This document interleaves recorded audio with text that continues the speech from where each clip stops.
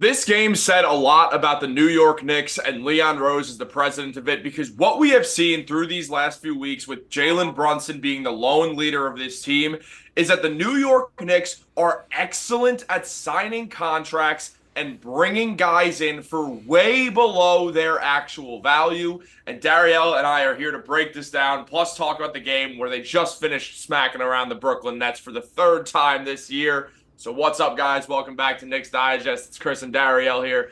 Dariel, start it off. What do you want to talk about with this game? As I said, look, dude, Leon Rose is cooking at his job. DiVincenzo, $12 million. Deuce McBride, $4 million.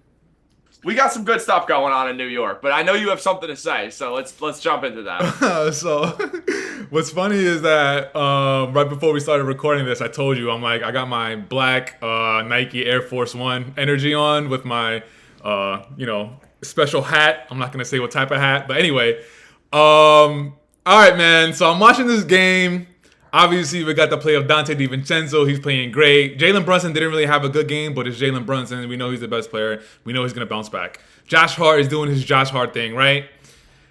But Deuce McBride, my boy, the Deuce, is loose. Besides Jalen Brunson and Julius Randle, obviously the two best players on the team, I think it's safe to say that Deuce McBride I'm not going to say he's the third best player on the team. I'm not saying that. But I think Deuce McBride is the key element in us moving forward. With everybody healthy, obviously. Everybody has to be healthy. Julius Randle just has to play because we know he's not going to be healthy. So Yeah. if everybody's back in the lineup, I think Deuce is the key element in us moving forward. Why do I say that?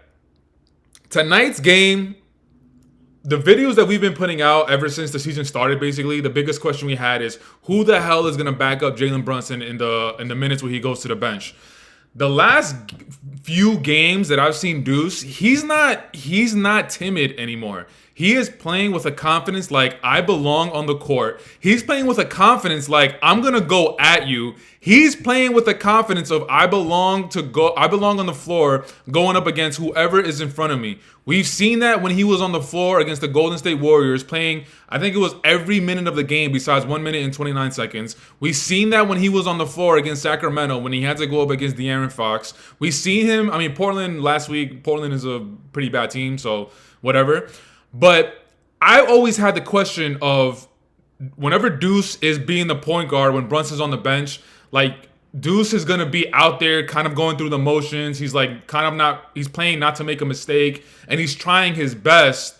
But what I've seen from him lately is like he's trying his best, but you can see a confidence within the moves he's making. You can see the confidence in the shots that he's taking. It almost feels like every shot that he's taking, he believes is going in.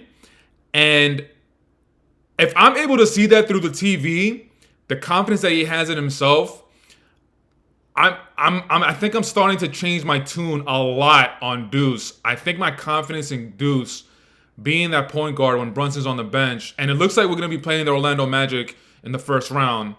So Deuce is going to have to be going up against Markelle Fultz, Jalen Suggs, Cole Anthony. There's one more person I'm forgetting about. But out of those players that I mentioned, I'm confident in Deuce. The only person where it might be too much of a heavy matchup for Deuce might be Markelle Fultz. But Markelle is not a consistent jump shooter. He has injury-prone history. So I don't know, man. I'm super, super confident in Deuce, and if he's able just to play this way in the playoffs, then I don't know. I don't know how far we can go, but the future is definitely looking bright. Yeah, no, I absolutely agree when it comes to Deuce, and really, I trust him to guard anyone in the backcourt in any playoff series at this point because he has just went through the gauntlet of star guards over that Western Conference trip. Dealing with De'Aaron Fox, who is a hellish matchup because of that athleticism, then guarding Steph Curry, who many people, not me, but many people would say is the greatest point guard of all time, without question, and far and away the greatest shooter to ever play basketball. One of the 10 greatest players in NBA history, if you ask me. And then after that, you go up against Jamal Murray and a Denver Nuggets team that's just really good at winning basketball. And there's a reason why that's the one game the Knicks lost in this stretch.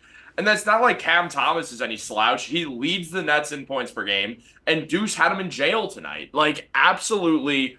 Cam Thomas had a really poor game, shot 6 for 14, 1 for 5 from three, had the lowest plus minus of anyone on the court in the entire game with minus 29. Deuce locked him up. He's done this to Steph Curry now. We're seeing Deuce McBride completely evolve into an excellent role player for the Knicks. And it is really great to see that because once we made that trade, once we made the Burks and Bogdanovich trade, something we kind of felt was like, there's no more homegrown guys outside of Mitch and Deuce anymore, and Mitch is injured, and we don't know what we're getting from Deuce. Deuce McBride has turned things around so much. It's not like he was playing poorly, but he's just taken such a leap, and it's been with the confidence. And I think these 48-minute games are helping him because he's like, all right, he's going to get 48 more minutes of NBA experience, basically multiple times a week over this little stretch. That's massive for a young player who, for the first time ever, has a very consistent role with the team. And it's more than just consistent. Now he's starting. He's starting on the Knicks. He's playing the most minutes. He's guarding the best guard on the other teams now. With OG Anunoby being out, Deuce McBride is the Knicks stopper. And clearly, he has just bought into this role. But it's not only Deuce. If you look at this team, there are so many guys who, if you just look at them, you're like, how are they only getting paid this amount of money? I mean, Dante DiVincenzo obviously comes to mind. The man balled out tonight, had 31 points, played 41 minutes, and did his thing. 12 for 24 shooting, 4 for 13 from three, all that respectable. Put up a good game, pulled down 6 rebounds, got 5 assists. And then Isaiah Hartenstein, who is just absolutely found another level recently, had a career high against the Denver Nuggets and Jokic. Just put up 17 and 9 and clearly outplayed Nick Claxton. Finally looking at the rim. Jesus Christ. Sorry. I mean, when we're fair. When we're like looking at this team, so many guys are so underpaid, and a lot of them, like DiVincenzo and like Deuce, recently signed contracts. Deuce signed that 3-year, $13 million extension a couple months back now, and then Isaiah Hartenstein's going to be due. But Dante DiVincenzo obviously signed the 4-year, $50 million deal this summer. In 2027, Dante DiVincenzo will still be making around $12 million. We've talked about Brunson's contract before. One of the biggest steals in NBA history when it comes to deals and just the way they got him. The Knicks are so good at signing guys and getting guys for under their market value. Whatever the Knicks are doing, they just got to keep doing it because they have an eye for who's going to turn out well with the Knicks, and they do a great job not overpaying anyone.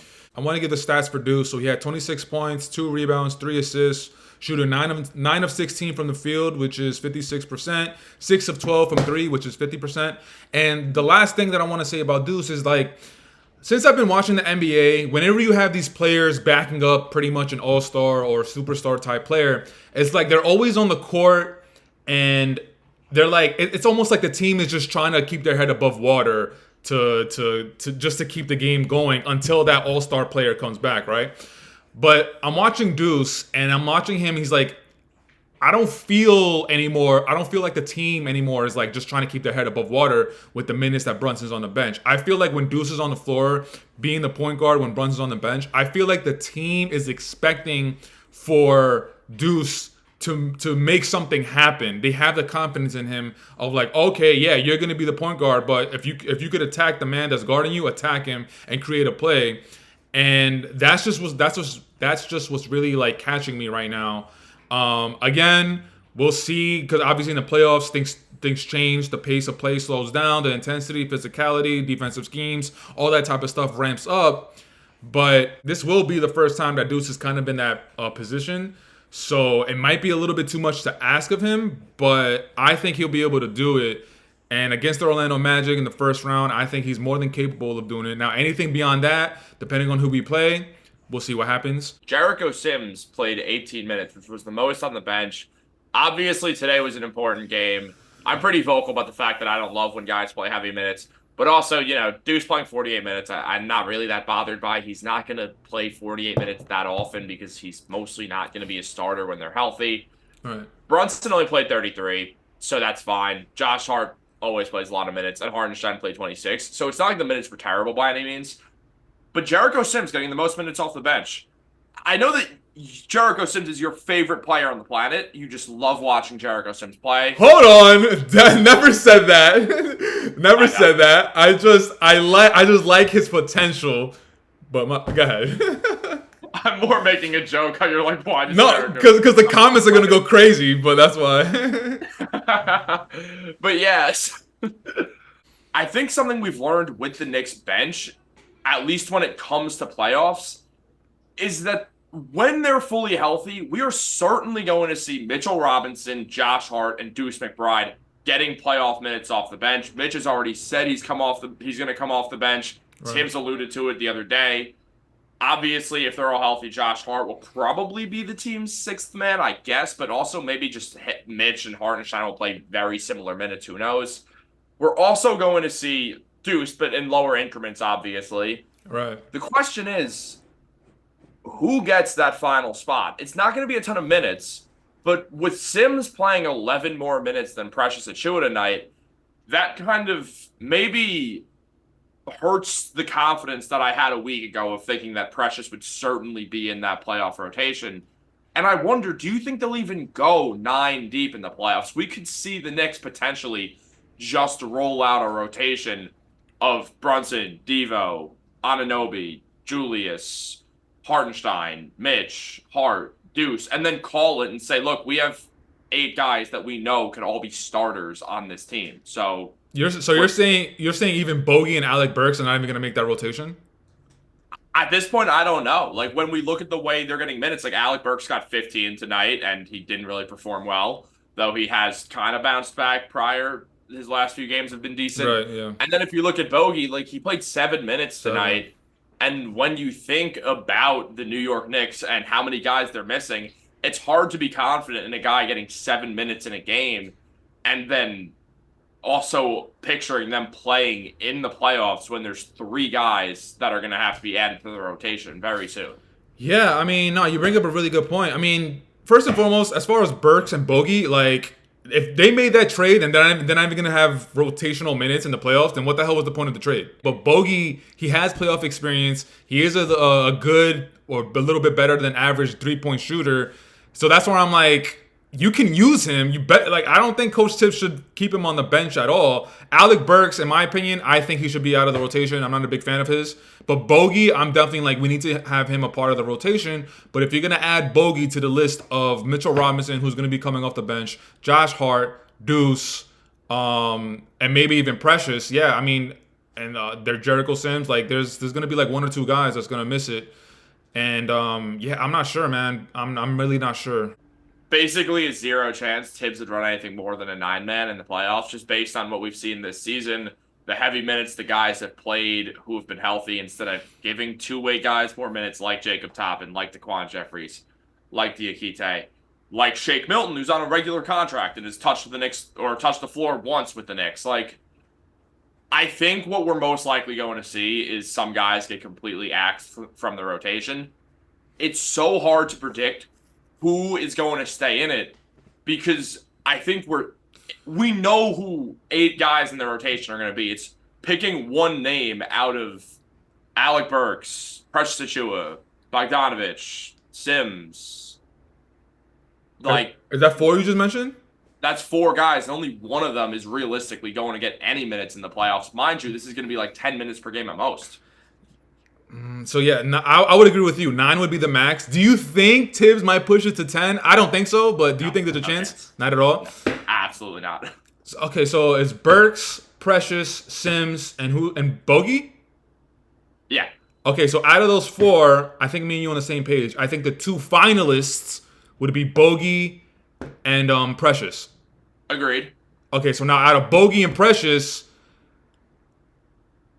because I get why he would choose Precious, another big body that can help Randall, right? And he could play the 5 as well, exactly. I don't like Precious, man. I don't like him. You know how I feel about him. I don't like him. I'd rather go Bogey. But what about you between those 2? I honestly don't know. I feel like, and I am a supporter of Precious, but like, if Bogey can hit his threes, I feel like just having that 8, 9 at most minutes a game of just someone who could stand in the corner and just hit threes, it's just going to help the court spacing more. And that's not Right. anti-Precious. It's the fact that I think that Precious and Mitch is going to be a wonky fit to begin with. So it might just make more sense that if Bogey can hit his threes, like if he's hitting his shots, then I think he would make more sense just in the sense of it adds court spacing. Even if you're sacrificing a tiny bit on defense, you're still going to have Mitchell Robinson out there and Deuce McBride. So it's not like the defense will fall apart because Precious isn't there. Given if Bogey can't hit his shots, if he plays like he did tonight where he was tentative and then at one point literally just tossed the ball away, I'd rather Precious in there. I think it just depends on who's hot. Like, I think that's fully what that spot depends on is who's playing well in the moments leading up to the playoffs. And are they going to play well in that first or second playoff game? Because I feel like early on Tibbs might change something, but as time moves on, he might just stick with the same guys, even if they're not playing well. Yeah, I mean, I'm pretty sure Mike Breen and Will Clyde, they said that they have 12 games remaining, and these 12 games is, like you just said, it depends on who's going to be hot going into the playoffs. So those four names, they're going to be on the hot seat. They're going to be one. They're going to be the ones pretty much like trying out to see who's going to have that last roster spot for the playoffs. So the last thing that I kind of wanted to talk about, it's a little bit focusing on the Nets. Obviously, this isn't a Nets YouTube channel. This is Knicks baby all day, every day. But I'm watching the game, and obviously the Nets is like, dude, what are you guys doing? Like, they have the talent. I don't know why they're as bad as they are. But it got me to think about Kevin Durant, man. Like, I know kind of left field that I'm throwing at you right now, but like, yo, why didn't he just come to the Knicks?